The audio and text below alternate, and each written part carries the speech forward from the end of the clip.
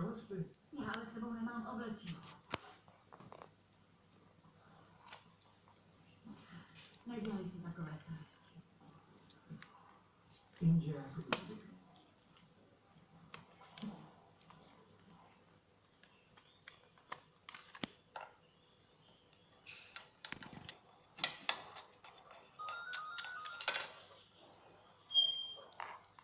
Laverová?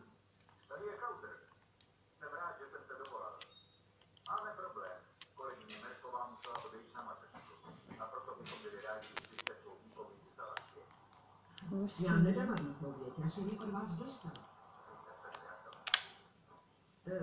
Mohla bych vám zavolat zpátky? Ale ovšem, paní Wagnerové.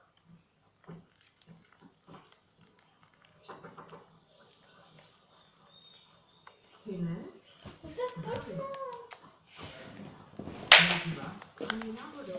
Jen vyzvednout dělání. Mama, jak si ponecháš kousek ten pátek? Stačí. To jste asi o Štefanovi neslyšeli. Ne.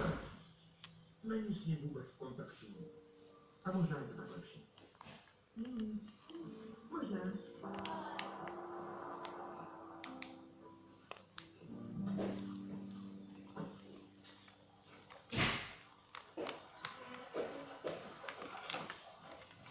Mladá dámo.